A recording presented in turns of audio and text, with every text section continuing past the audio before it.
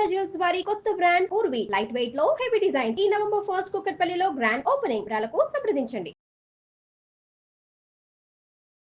నమస్కారం. కార్తీక పురాణం 17వ రోజు పారాయణలోకి వచ్చాం. ఈ అంగిరసుడు చెప్తున్నాడు, ఇది ఎవరికి చెప్పబడుతోంది? ఇది ఉద్భూత పురుషుడు ఎవరైతే ఈ స్తంభం పగిలి దీపస్తంభం పగిలి బయటకు వచ్చాడో అతనితోటి అంగిరస మహాముని చెప్తారన్నమాట. కర్మ బంధమును ముక్తిని గురించి చెప్తాను. కార్యము కారణము స్థూలము సూక్ష్మము ఈ ద్వంద్వ సంబంధమే దేహం అనబడుతుంది. నీవు అడిగిన ఈ విషయం పూర్వము కైలాస పర్వతంలో అందు పార్వతీదేవికి పరమేశ్వరుడు ఇట్లా తెలియజేశాడు. అదే విషయాన్ని నేను నీకు చెప్తున్నాను. ఇతర చింతన మాని, అంటే వేరే వ్యవహారం గురించి ఆలోచించకుండా శ్రద్ధగా విను, అప్పుడే నీకు అర్థమవుతుందన్నారు. నీవు అడిగిన ప్రశ్నకి సమాధానం ఏమిటంటే, జీవుడనగా వేరెవడూ లేడు, నీవే జీవుడవు. నేను ఎవడనంటే నేను బ్రహ్మనై ఉన్నాను, ఎందుకు సందేహం లేదు. ఉద్భూత పురుషుడు ఏమడిగాడంటే, మీరు చెప్పినట్టుగా మీరు విషయం చెప్తున్నారు, నాకు ఆ వాక్యార్థ బోధ కలగట్లేదండి, ఆ వాక్యార్థ జ్ఞానం నాకు తెలియటం లేదు. ఇప్పుడు అహం బ్రహ్మేతి, నేనే బ్రహ్మను అనే వాక్యార్థాన్ని ఎట్లా తెలుసుకోవాలి? ఈ వాక్యార్థ బోధకి హేతువైన పదార్థ జ్ఞానం నాకు తెలియటం లేదు, కాబట్టి వివరంగా చెప్పు. అహం బ్రహ్మాస్మి అంటే నేనే బ్రహ్మనే అయి ఉన్నాను అనే మాట పదాలకు అర్థం తెలుస్తుంది. నేనెట్లా బ్రహ్మనవుతాను? ఒకవేళ నేనే బ్రహ్మనైతే నాకు ఈ కష్టాలు ఇవన్నీ ఎందుకు, ఇలా అనిపిస్తుంది.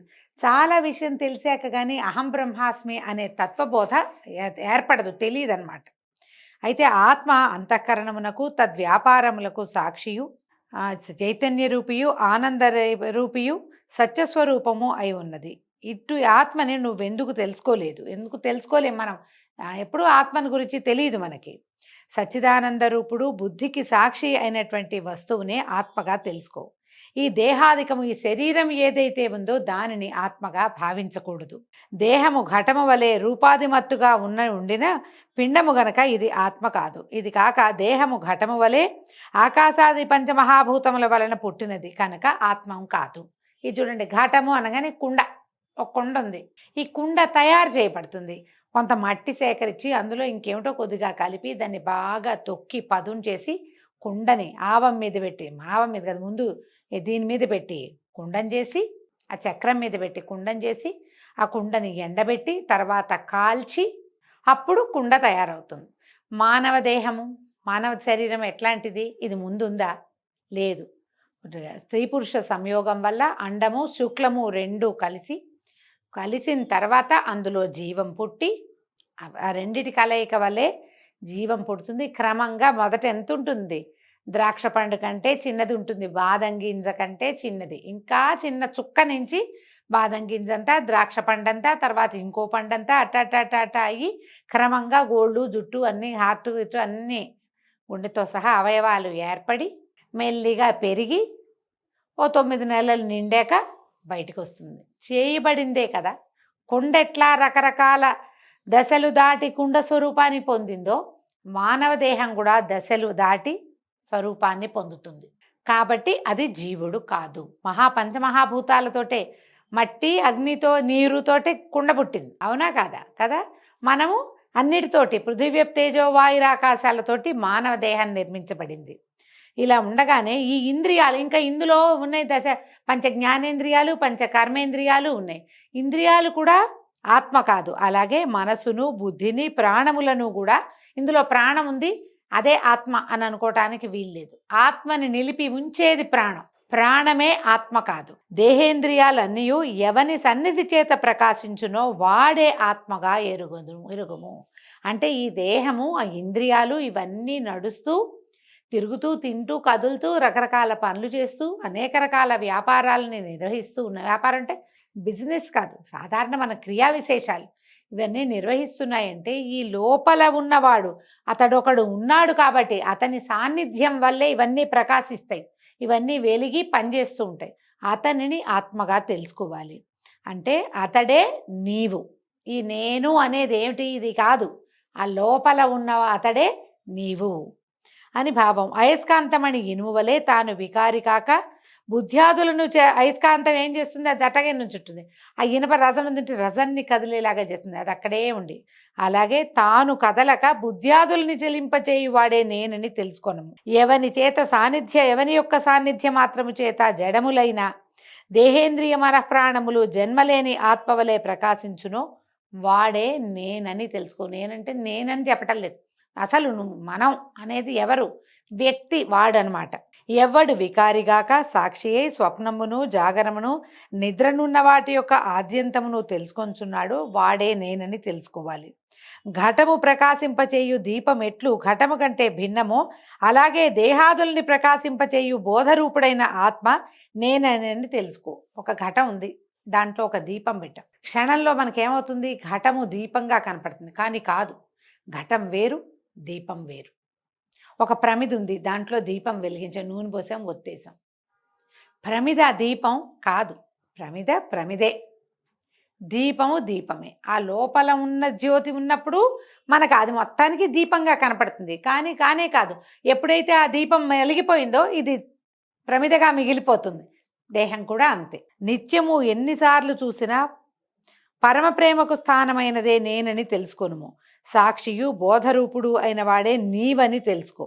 సాక్షిత్వము జ్ఞానరూపత్వము అవికారి అగుటచే ఆత్మకి మాత్రమే కలవు. ఎందుకంటే ఆత్మసాక్షి అని చదువుతుంటాం అని చెప్తాం మనం. ఆత్మసాక్షి ఏమిటో, ఆత్మసాక్షి అంటే పదాలు బాగున్నాయని వాడేసుకుంటూ ఉంటాం. ఆత్మసాక్షి అంటే అది కాదు. మనం చేసే అన్ని క్రియలకి మొత్తం ప్రపంచంతో పాటుగా ఇది 4 దిక్కులు 8 దిక్కులు భూమి ఆకాశాలు వాటన్నిటితో పాటు ఆత్మే సాక్షిభూతంగా ఉంటుంది. ఈ దేహంతో మనం చేసేటువంటి సమస్తమైన వ్యవహారాలని అది చూస్తూ ఉంటుంది. ఆత్మ వల్లే చేస్తున్నామని మనం అనుకోవడానికి వీల్లేదు. అది చూస్తుంది, చేస్తుంటాం, దానివల్ల కూడా చేస్తాం. అదే ఆత్మ ప్రబోధం కలిగింది నాకంటాం. ఆత్మ ప్రబోధం ఎప్పుడు కలుగుతుందండి? మంచి విషయాల్లో ఆత్మ ప్రబోధం కలుగుతుంది. ఇది చేయరాని పని, ప్రపంచమంతా ఆ పని చేస్తున్నా ఒకడు బలవంతంగా అణుచుకుని నేను ఇది చెయ్యను అని పట్టుకున్నాడంటే వాడికి ఆత్మ ప్రబోధం కలిగినట్టు. చేయకూడనిది ఏదైతే మనకి బోధ లోపల కలుగుతుందో దాన్ని ఆత్మ ప్రబోధంగా తెలుసుకోవాలి. దేహేంద్రియ మనఃప్రాణాహంకారాల కంటే వేరైన వాడు, దేహము ఇంద్రియము మనసు ప్రాణము అహంకారము వీటన్నిటికంటే వేరైన వాడు. తర్వాత 6 జనిత్వ అస్తిత్వ వృద్ధిగతత్వ పరిణామత్వ క్షీణత్వ నాశంగత్వాలు అంటే 6 వికారాలు లేనివాడు అయినటువంటి ఈ త్వం పదార్థము అనగా అతడే ఆత్మ. ఈ త్వం పదార్థము ఇట్లా తెలుసుకుని ఆ కారణం వలన వ్యాపించే స్వభావం చేత సాక్షాత్ విధిముఖంగాను తత్శబ్దార్థమును తెలుసుకొనవలెను. తత్శబ్దమునకు బ్రహ్మ అనర్థం, ఆత్మశబ్దమునకు బ్రహ్మణ్యము ప్రపంచము అని అర్థం. వ్యావృత్తి అంటే ఇది కాదని నిరసించటం, ఇది అది కాదండి అని చెప్పటం. అంటే బ్రహ్మ కాదు, ఇది బ్రహ్మ కాదని దేహేంద్రియాదులను నిరసించగా మిగిలినది బ్రహ్మ. అంటే దేహం కాదు, ఇంద్రియం కాదు, ఇది ఆత్మ, అది కాదు కాదు కాదు అని చెప్తాం. కాదని ఏది చెప్పలేకపోతామో దానిని బ్రహ్మ అన్నమాట. ఆ మిగిలిందే బ్రహ్మ. సాక్షాత్ విధిముఖం అనగా సత్యజ్ఞానం అనంతం బ్రహ్మ అనే వాక్యాలు అంటే ఇవి కొన్ని ప్రత్యేక వాక్యాలు చెప్పబడతాయండి. బ్రహ్మ సత్య జ్ఞానానంద స్వరూపుడని తెలుసుకోవాలి. అంటే ఈ భగవంతుడి తత్వం ఎట్లా తెలుస్తుంది? ముందు ఆత్మతత్వాన్ని తెలుసుకోవాలి. నేను ఈ దేహంలో ఉన్నటువంటి ఆత్మరూపిగా నేను ఉన్నాను. దేహము విడిచిన తర్వాత దేహం పోతుంది, కానీ నేను మాత్రం నిత్యంగా ఉంటాను. నేను భగవంతుడనే మహాసముద్రంలోని ఒక నీటి బొట్టుని, అంటే నేనే బ్రహ్మను. ఈ విషయం తెలియటానికి ఈ మాయంతా ఛేదించుకుని ఉండాలి మనం. ఇది ఎలా కలుగుతుంది? ఈ మాయ మనం ఛేదింపరానిది. అప్పుడప్పుడు మనం ఇందులో నుంచి బయటికి వెళ్తాం, ఒక తాత్కాలికంగా మనకు అర్థమవుతుంది, కానీ మళ్ళీ మనల్ని మాయ కమ్మేస్తూ ఉంటుంది. ఆ మాయని ఛేదించడానికి మనం భగవన్నామ సంకీర్తన చేయాలి. తపస్సు అవన్నీ కూడా, తపస్సు సమాధి అవంతా కూడా మనని ఈ మాయ నుంచి వేరువరచి మనం ఏమిటి, అసలు నేను ఎక్కడి వాడని అనేది మనకి ఈ బ్రహ్మతత్వాన్ని కానీ ఆత్మతత్వాన్ని కానీ తెలియజేస్తుంది. వేదములు చేత ఎవడు సర్వజ్ఞుడని అద్భుతమైన వాడని సంపూర్ణ శక్తివంతుడని చెప్పబడుతున్నాడో వాడే నేనని తెలుసుకో. మృత్తికాది దృష్టాంతముల చేత ఏ వస్తు జ్ఞాన సర్వజ్ఞానము కలుగునని శృతులందు చెప్పబడిందో ఆ వస్తువే బ్రహ్మ.